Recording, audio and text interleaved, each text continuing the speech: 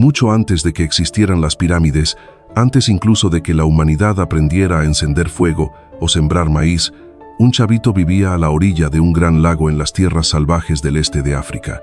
No tenía corona, ni hazañas épicas, ni su nombre grabado en piedra. Nació, creció como pudo y se fue, como tantos otros niños de esa época, en silencio y sin dejar rastro. Pero la historia, caprichosa como es, a veces decide no olvidar. Más de 1,5 millones de años después, bajo el sol brutal de una tarde en Kenia, mientras el resto del mundo seguía ocupado con celulares y tráfico eterno, un fragmento de hueso asomó entre la tierra. Al principio, parecía cualquier cosa, pero poco a poco, vértebra por vértebra, pedazo por pedazo, fue saliendo algo más grande, como si el pasado estuviera despertando, con toda la calma del mundo, a su propio ritmo. Así fue como un niño, sin nombre, sin palabras, sin TikTok, volvió al escenario de la historia con un apodo nuevo, el niño de Turkana. Él no tenía ni idea de que acababa de romper un récord, el fósil humano más completo jamás encontrado de su época. Tampoco sospechaba que iba a dar pie a debates científicos, teorías evolucionistas y más de un dolor de cabeza en laboratorios de todo el planeta. El niño de Turkana no es un personaje inventado ni un héroe de película, es un testigo real, salido de un tiempo en el que apenas estábamos aprendiendo a caminar erguidos y ya estábamos dejando huella. En 1984, mientras muchos andaban estrenando el Walkman o coleccionando cassettes de Juan Gabriel, un equipo de paleoantropólogos se aventuró al norte de Kenia, justo donde el lago Turkana se extiende como un espejo verde turbio bajo el sol. En medio de ese paisaje reseco y caluroso, el buscador Kamoya Kimeu, un crack de la arqueología africana, se agachó y notó algo raro sobresaliendo del suelo. Un hueso delgado, curvado, nada espectacular a simple vista. Pero él sabía bien que en estos terrenos, lo pequeño puede ser colosal. Con la paciencia de quien desentierra siglos con una brocha, comenzaron a excavar. Días después, lo que emergió no fue un simple fósil, sino todo un esqueleto. Una columna vertebral casi entera, costillas aún unidas, fragmentos de cráneo, dientes, brazos, piernas, como si el chavito hubiera decidido quedarse allí, esperando que alguien por fin le echara ojo. La ciencia no tardó en reaccionar. Lo que tenían frente a ellos no era cualquier hueso viejo, era el esqueleto casi completo de un joven Homo erectus, u Homo ergaster, si nos ponemos estrictos, que había vivido hace 1.600.000 años. Le llamaron el niño de Turkana, aunque eso de niño es relativo. Tendría unos 8, quizá 9 años, pero ya medía 1,60 m, y de haber crecido del todo, fácil habría alcanzado el 1,85 m. No era un pequeño cualquiera, era fuerte, ágil, hecho para correr largas distancias, un cuerpo que hablaba de movimiento, migración y supervivencia. Sin decir palabra, aquel esqueleto contaba una historia, la de una especie que empezaba a dominar la tierra a fuerza de pasos, no de palabras. El niño de Turkana apareció justo donde el pasado se junta con lo que somos. Un fósil, sí, pero también un reflejo primitivo del ser humano moderno, solo que sin los tenis ni los memes. El cuerpo del niño de Turkana hablaba sin lengua, sin pulmones, sin un solo suspiro. Y sin embargo, decía más que muchas enciclopedias. Cada hueso, cada curva en su columna, cada diente desgastado era una frase escrita en piedra. Un mensaje que tardó 1,5 millones de años en llegar a nosotros. Tenía una caja torácica estrecha, más cónica, diferente a la de nosotros. No era un detalle menor. Esa forma particular sugiere que su manera de respirar era distinta, quizás menos eficiente, pero hecha para sobrevivir en condiciones duras. Su pelvis, más angosta y profunda, indicaba una adaptación clara. Este muchacho caminaba erguido, sí, pero también lo hacía con propósito, como quien no espera que el mundo se acomode, sino que aprende a cruzarlo entero. Los brazos eran más cortos que los de un chimpancé, las piernas largas como si el cuerpo mismo supiera que necesitaba avanzar. Las articulaciones, especialmente las rodillas y los tobillos, mostraban una biomecánica casi moderna, y sin embargo, había algo que aún lo anclaba a lo ancestral. La curvatura de la espalda, el tamaño del cráneo, el volumen del cerebro. El suyo era más pequeño que el de un humano actual, pero no por eso menos intrigante. Tenía unos 880 centímetros cúbicos, no parece mucho, Pero si se piensa bien, ahí ya se estaba gestando algo más que simple instinto, una chispa, un atisbo de conciencia, una especie de brújula interna que le permitía sobrevivir, aprender, memorizar. Los dientes eran pequeños, menos prominentes que los de sus antecesores, pero con signos de uso fuerte. Había comido cosas duras, probablemente carne y raíces, quizás con ayuda de herramientas toscas, pero lo más sorprendente no fue su tamaño ni su edad. Lo que dejó a los científicos mirando al vacío fue la posibilidad de que este niño, a pesar de ser tan antiguo, representara un punto intermedio entre lo que fuimos y lo que somos. No era bestia ni humano moderno, era un paso entre ambos, un borrador de lo que vendría, una maqueta evolutiva construida con huesos, sudor y millones de años de ensayo y error. Su crecimiento también decía cosas. Era más rápido que el de un niño actual. Eso implicaba una infancia más breve, menos tiempo para jugar, más tiempo para sobrevivir.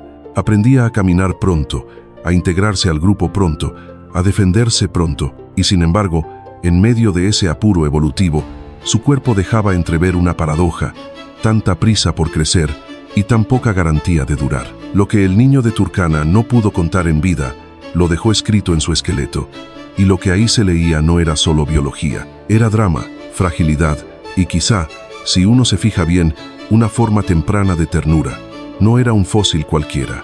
Era el retrato de una vida cortada a la mitad. Los estudios mostraron que su columna vertebral tenía defectos notables, un estrechamiento en el canal espinal, una especie de embudo óseo que pudo haberle causado dolor crónico, limitación motriz y problemas neurológicos. No era evidente a primera vista, pero estaba allí, como una cicatriz oculta en la arquitectura de su cuerpo. La mandíbula también traía su historia. Tenía signos de una infección severa, probablemente iniciada por una caries no tratada. Lo que hoy sería una visita al dentista, en aquel tiempo era una causa suficiente para la muerte. La inflamación debió ser intensa, acompañada de fiebre, dificultad para comer, fatiga, y sin embargo, el niño había sobrevivido el tiempo suficiente como para que esa lesión dejara huella en el hueso. No murió en el instante de enfermar, vivió con eso. Lo sostuvo el grupo, lo cuidaron. Alguien le llevó alimento. Alguien notó su debilidad y no lo dejó atrás. Esa es la clave, porque para que un niño enfermo, en un mundo donde todo era escasez y peligro, pudiera llegar a la edad que él tenía, tuvo que haber algo más que biología. Hubo comunidad, hubo vínculo, hubo responsabilidad mutua, y eso, en términos evolutivos, vale más que cualquier herramienta. Habla de un momento en que los nuestros ya no eran simplemente una bandada suelta de sobrevivientes, sino algo más parecido a una familia extendida. Una red donde la vida de uno afectaba a la de todos. El niño de Turkana fue cuidado. Esa frase, tan sencilla, cambia todo, porque implica que la compasión no nació en las ciudades ni en los templos. Nació en la intemperie, nació junto al fuego apenas encendido, bajo cielos aún llenos de peligro, en las noches largas, donde un solo grito podía significar el fin. Su muerte, aunque trágica, se convirtió en testimonio, y su cuerpo, en una carta abierta escrita por el tiempo, firmada por los huesos, enviada desde el origen, no llegó a la adultez, pero cruzó milenios para contarnos que antes de que supiéramos hablar, ya sabíamos acompañar. Con el niño de Turkana no solo caminó un cuerpo, caminó una especie entera. Los Homo erectus, a los que él pertenecía, fueron los primeros en mirar más allá del horizonte y pensar, aunque fuera sin palabras, que había algo al otro lado. Fueron los pioneros del viaje, los primeros en abandonar África y aventurarse por los valles, las sabanas, los desiertos, sin sistema de posicionamiento global, sin mapas, sin certezas, solo con el instinto y unas piernas hechas para resistir. Aquellos pasos, que al principio eran solo necesidad, se convirtieron en migración, y la migración en transformación, porque moverse significaba adaptarse, y adaptarse significaba evolucionar. Así fue como esa especie, a medio camino entre lo bestial y lo humano, comenzó a tomar forma. El fuego aún no lo dominaban del todo.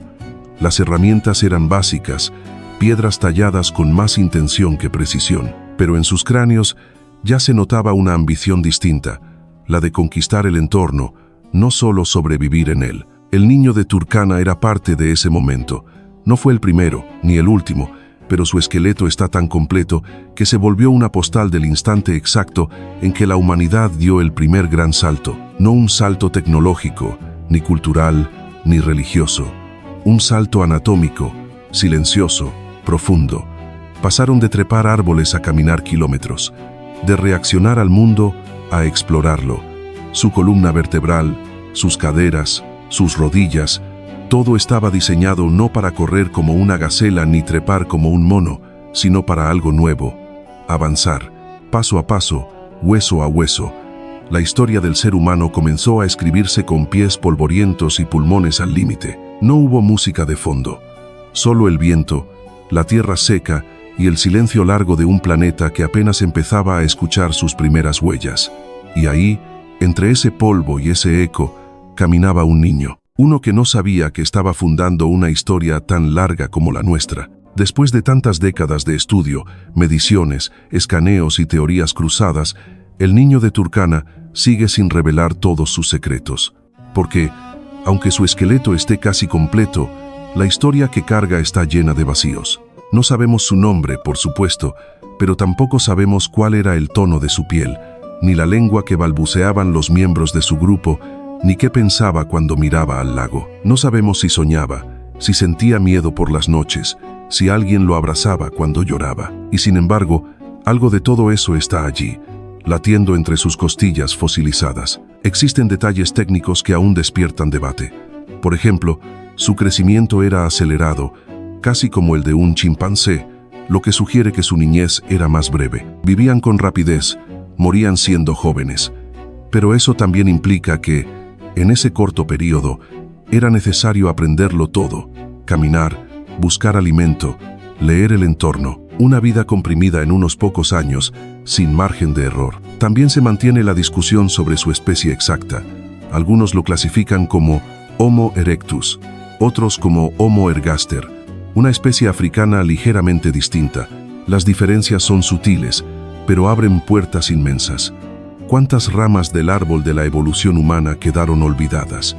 ¿Cuántas más están aún enterradas bajo capas que nadie ha explorado? Hoy en día, tecnologías novedosas como escáneres tridimensionales, análisis de isótopos y reconstrucciones faciales digitales intentan responder esas preguntas silentes. Pero por más datos que obtengamos, hay cosas que no se pueden medir. ¿Cómo era vivir en su mundo? ¿Cómo olía la tierra al amanecer? ¿Cómo se sentía el calor de su gente?